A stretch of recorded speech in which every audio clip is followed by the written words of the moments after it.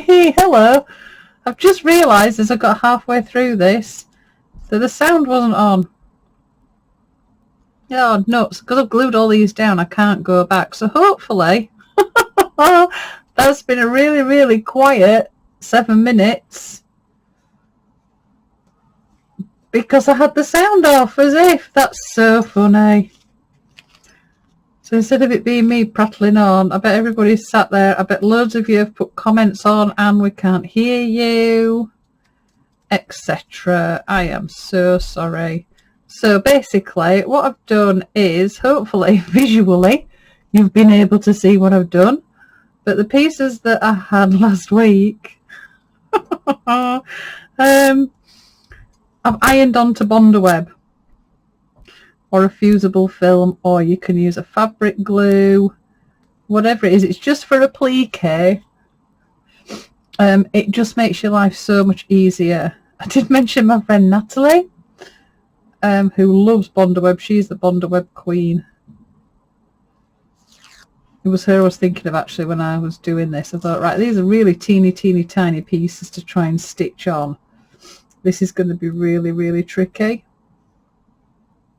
So someone else like, aha, let's bond it. Bond away. Get some of my bigger shapes. So I apologise for not being here for the first 7 minutes. That's so funny. A quiet video. Who'd have thought it? I might have to do is I might just see if I can put some music on it, just so then at least you've got something. It'll still throw everybody. See, that's because I was trying to be clever last week and do some recording. Very funny. Okay.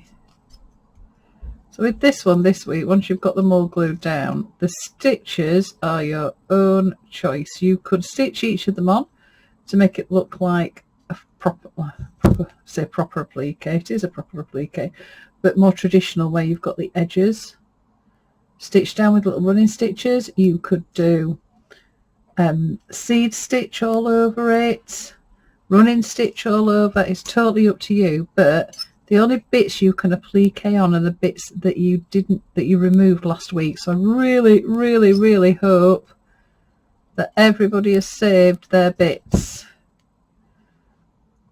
Otherwise, you're just going to have to, well, probably try to find the fabric, try and cut some bits out from the fabric that you had last week. Maybe. It's quite nice sometimes to have limitations put on you. Makes you think outside the box with what you're doing.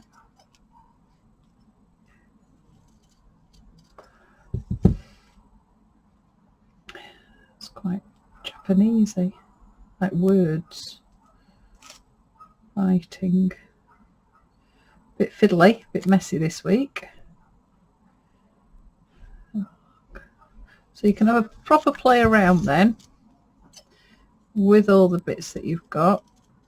If you don't have any Bondaweb, you can use fabric glue. You could just pin these in.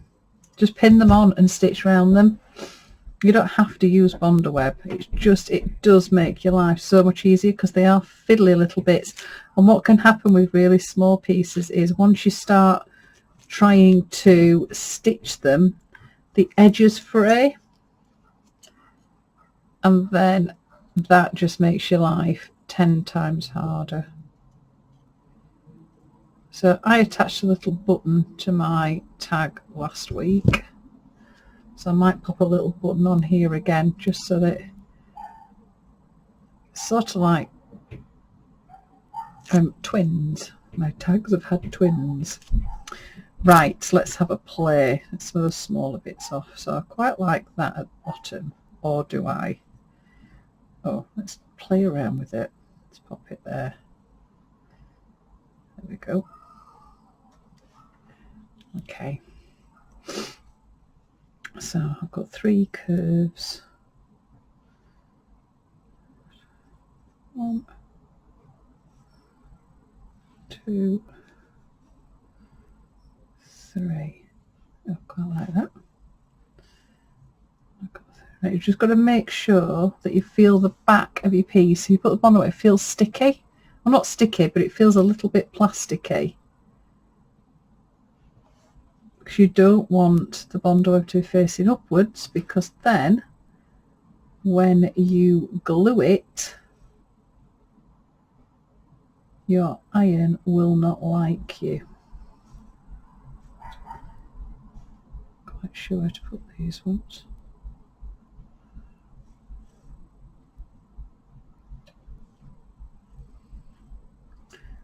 Maybe mirror that one. I've got a teeny tiny one, so you can overlap them.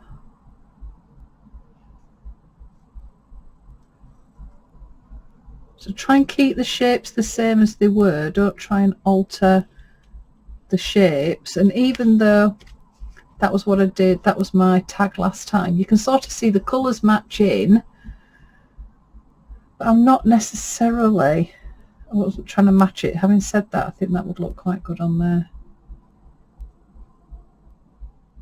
But you could try, right, so if I tried, right, okay, brain's now thinking, oh, actually, I quite like that idea of possibly not trying to match it. And now you see I glued that one on the wrong way around. That was genius, Anne. It's because it hadn't got a pattern on it. So I could put that one there. Just mirror that there.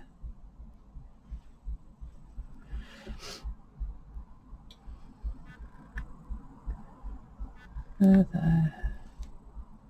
And there. Oh, I've got another one. Oh, put that there. There we go. Nice. Like it. Okay. Right, so once you've got a bit that you like, I've just got to throw. Oh, don't throw your greaseproof paper away too soon. Right, let me get a bit that hasn't got the glue on it. Where was the glue? Right, let's go for it. Okay, smooth that out of the way. Pop that on. Get your iron. And then just hold it over the top. You don't tend to have to move it that much. You want the heat to transfer through.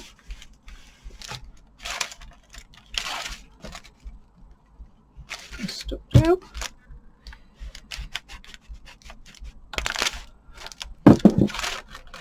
Yep, there we go.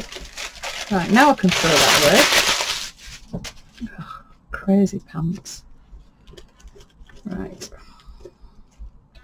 Bit of a tidy up, messy week this week. Lots of bits and pieces everywhere. Pop them in there for now. So don't need those anymore.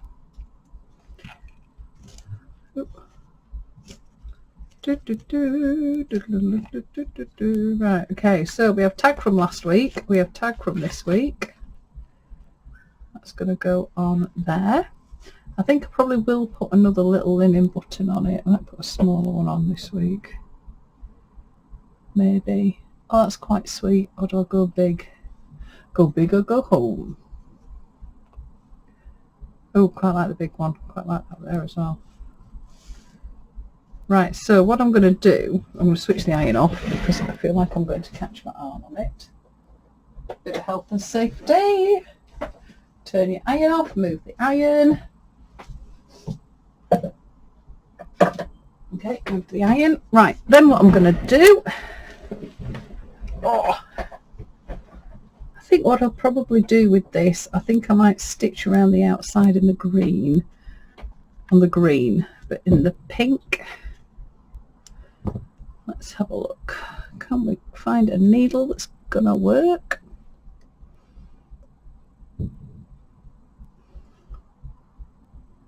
Here we go.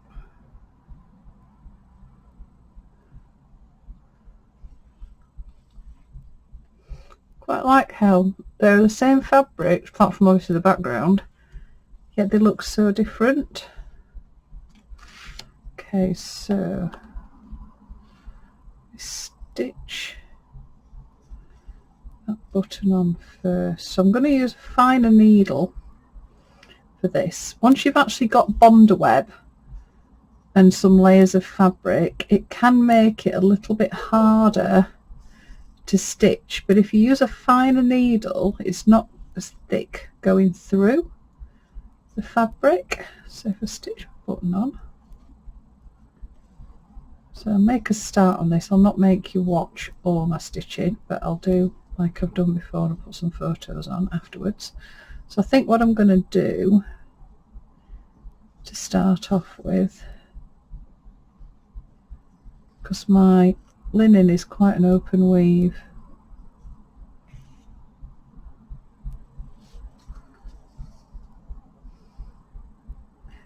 what I'll do, get this going, there we go.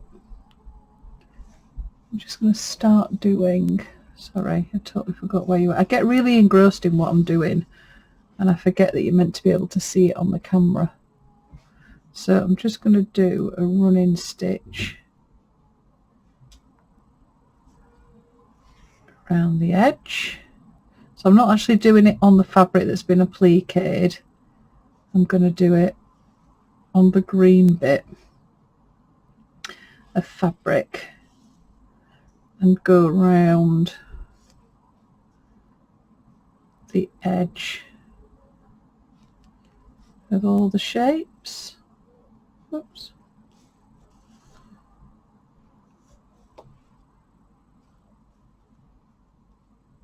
And I think I might, it's because it's really nice because there's like the really nice fabric, and with the other one, with the reverse applique, because that was done like as a raw edge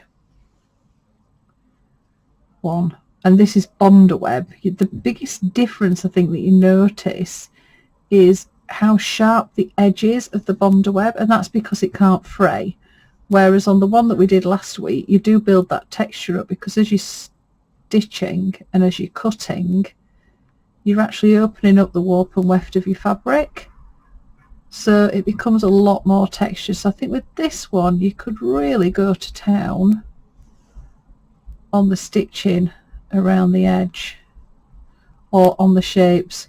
And even though I'm doing a running stitch, part of me is just thinking, oh, I think I might sit and do, I don't know, maybe even some bullion knots or some French knots, or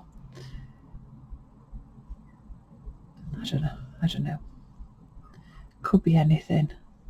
See what takes my fancy while I'm sat just contemplating the world.